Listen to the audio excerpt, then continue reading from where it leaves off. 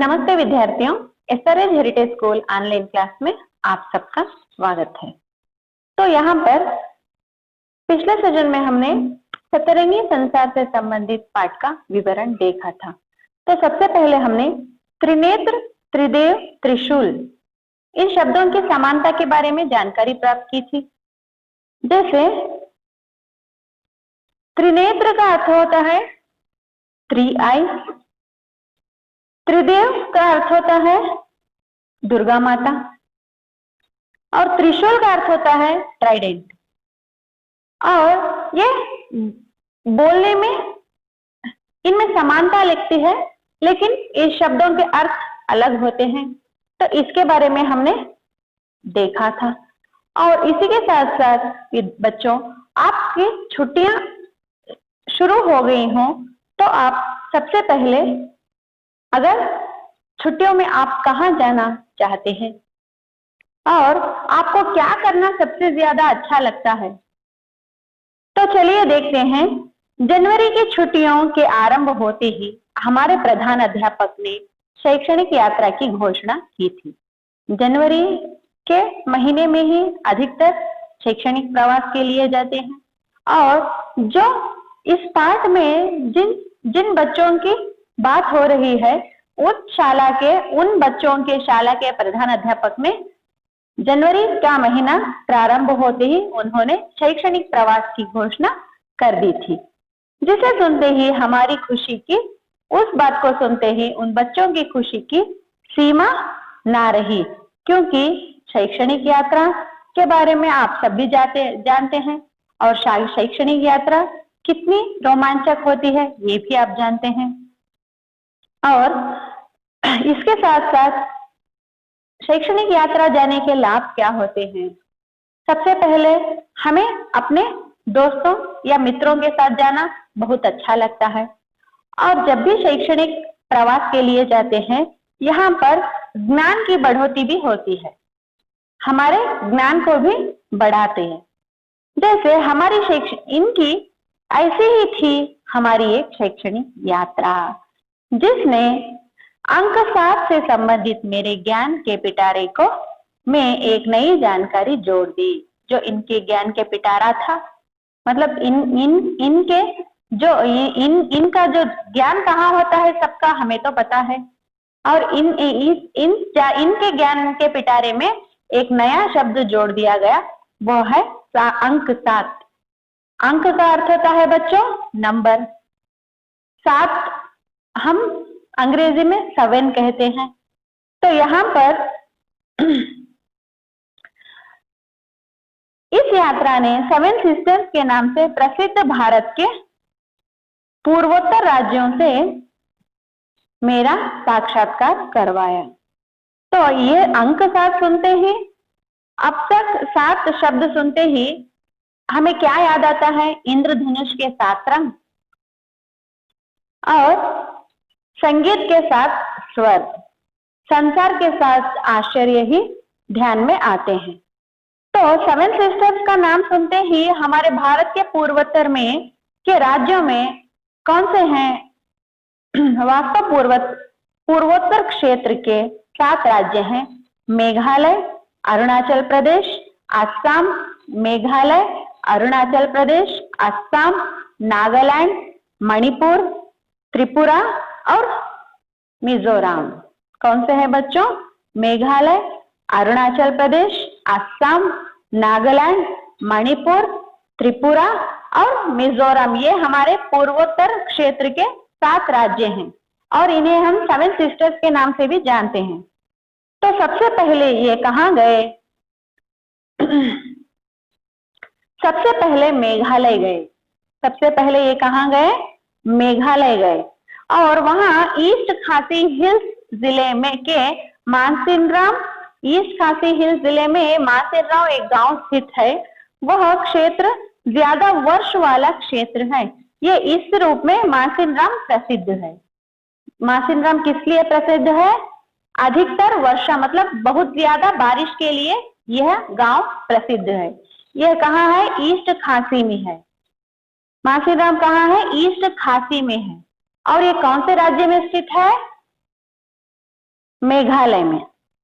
यह record Guinness book में भी दर्ज है। यहाँ जो अधिकतर वर्ष होती है ये गिनीज में भी दर्ज है। भारत में सबसे ज्यादा वर्ष कहाँ होती है? मासिनराम में ही होती है। मासिनराम एक छोटा सा गांव है। ये कौन से जिले में है? ईस्ट खासी में है। और यह कौन से राज्य में है बच्चों? मेघालय में है। तो यहाँ पर अधिकतर वर्षा होती है और ये गिनीज रिकॉर्ड बुक में भी दर्ज है। मानसिनराम में कुछ समय बिताकर हम मेघालय से असम गए। तो इससे पता चलता है कि बच्चों अगर हमारी कक्षा से भी हम शैक्षणिक प्रवास के लिए जाते हैं और वहां पर हमारी जानकारी से संबंधित जो हमारे ज्ञान को पिटारे को अधिकतर ज्ञान बढ़ाने के लिए ऐसे ही जगह को हमारे प्रधान अध्यापक जी भी ढूंढते हैं कि उससे हमें कुछ लाभ हो। और उसी के साथ साथ हमारे मित्र भी होते हैं। और वहां की हमें जाने से ऐसी जानकारी मिलती है जो हमें कोई भी विषय या कोई भी टॉपिक पर ये संबंधित होती है। तो इन बच्चों यहाँ जो इस पाठ से संबंधित इन्होंने कौन सी जगह चुनी? Seven sister. और सेवन सिस्टर्स के नाम से पूर्वोत्तर क्षेत्र के 7 राज्य जुड़े हुए हैं। और वो कौन से राज्य हैं बच्चों? मेघालय, अरुणाचल प्रदेश, असम, नागालैंड, मणिपुर, त्रिपुरा और मिजोरम। और सबसे पहले ये कहाँ गए? मेघालय गए। मेघालय में इन्होंने ईस्ट खासी जिले में गए और उस जिले में मासिनराम जो गांव है यह किस लिए प्रसिद्ध है? अधिकतर वर्षा के लिए। और ये किस बुक में दर्ज है? गिनीज रिकॉर्ड बुक में दर्ज है। और यह किस लिए प्रसिद्ध है? अधिकतर वर्ष के लिए। और उन्होंने इस गांव में अधिकतर समय बिताया और उसके बाद ये कहाँ चले? मेघालय से असम गए। तो असम में काजीरंगा नेशनल पार्क का स्वर्ग, इसे बर्ड पैराडाइज कहते हैं। पक्षी का स्वर्ग जो है उसे हम क्या कहते हैं? बर्ड पैराडाइज कहते हैं। इसका मुख्य आकर्षण एशियाई हाथी और एक सींग वाले गेंडे। यहाँ पर असम किसके लिए प्रसिद्ध है? यह पक्षियों का स्वर्ग है। क्या है ये? नेशनल पार्क है। कहाँ है? असम में काजीरंगा नेशनल पार्क। ये पक्षियों का स्वर्ग है। इसे हम क्या कहते हैं? Bird paradise. इसका मुख्य आकर्षण एशियाई हाथी और एक सींग वाले गेंडे हैं। असम पूर्वोत्तर की संस्कृति के संगम के लिए प्रसिद्ध है। असम किसके लिए प्रसिद्ध है? पूर्वोत्तर की संस्कृति के संगम के लिए प्रसिद्ध है। यहाँ के दर्शनीय स्थल बहुत सारे हैं।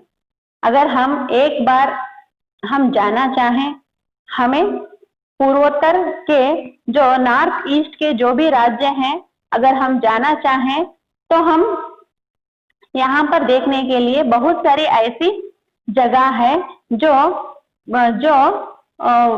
यात्रियों के लिए प्रसिद्ध है, पर्यटक स्थल है। यहाँ के दर्शनीय स्थलों में कामाख्या मंदिर है, बोटैनिकल गार्डन है, कामाख्या मंदिर, बोटैनिकल गार्डन, तारामंडल नेशनल पार्क आदि प्रमुख हैं। यहाँ हर साल फरवरी में हाथी महोत्सव बड़े धूमधाम से मनाया जाता है। कहाँ पर? असम में। असम में हर साल हाथी महोत्सव बड़े ही धूमधाम से मनाया जाता है। यह राज्य चाय बागानों के लिए भी जाना जाता है। यहाँ पर जो हम एस्टेट्स बोलते हैं, टी एस्टेट्स बोलते हैं, हमारा कर्नाटक किसके लिए प्रसिद्ध है? कॉफी एस्टेट्स के लिए। और वैसे ही असम किसके लिए प्रसिद्ध है? टी एस्टेट्स के लिए। और यहाँ के चाय के बागानों के लिए भी जाना जाता है। बिहू यहाँ का प्रमुख त्योहार है। असम का प्रसिद्ध त्योहार कौन सा है बच्चों? बिहू है। ये सब देखकर हम ईटानगर के लिए रवाना हुए। तो सबसे पहले ये कहाँ गए? बच्चों मेघालय गए, मेघालय से ये कहाँ गए? असम गए। असम में इन्होंने कौन सा नेशनल पार्क देखा? काजीरंगा नेशनल पार्क, जिसे हम बर्ड पैराडाइज कहते हैं। ये इसका मुख्य आकर्षण क्या है? एशियाई हाथी और एक सींग वाले गेंडे। असम पूर्वोत्तर संस्कृति के संगम के लिए भी प्रसिद्ध है। यहाँ के दर्शनीय स्थल कौन से हैं बच्चों? कामाख्या मंदिर, बोटानिकल गार्डन, तारामंडल मानस नेशनल पार्क आदि प्रमुख हैं। और यहाँ का त्योहार कौन सा है? बिहू। यहाँ पर कौन सा महोत्सव अधिकतर मनाया जाता है? हाथी महोत्सव बड़े ही धूमधाम से मनाया जाता है। यह सब देखकर हम कहाँ गए? ईटानगर गए। तो जो आगे का विवरण है हम अगले सेशन में देखेंगे। और यहाँ पर इसी से संबंधित मैंने शब्दार्थ दिए हैं: सतरंगी, सेवन सिस्टर, गिनती, काउंटिंग, इंद्रधनुष, रेनबो, सुर, टोन, नमी, मॉइस्चर। और ये रहे शब्दार्थ। जब भी आप इस पाठ को पढ़ें, अगर कोई भी शब्द का अर्थ पता नहीं चला तो आप शब्दार्थ को देखकर पढ़ सकते हैं। और इसी से संबंधित मैंने यहाँ पर गृह कार्य दिया है कि विरुद्धार्थक पद, जो यहाँ पर जो मैंने विरुद्धार्थक शब्द दिए हैं, इन शब्दों को आपको इनके विरुद्ध शब्द जो है उन्हें लिखना है। और इसे आपकी गृह कार्य बुक में कम से कम 5 बार लिखना है। तो आशा करती हूँ कि विद्यार्थियों आज का सेशन आपकी समझ में आया होगा। अगले सेशन में इसी पाठ से संबंधित इसी पाठ से संबंधित जो आगे का विवरण है मैं आपको देती हूँ। तब तक के लिए आप सबको मेरा बहुत बहुत बहुत धन्यवाद।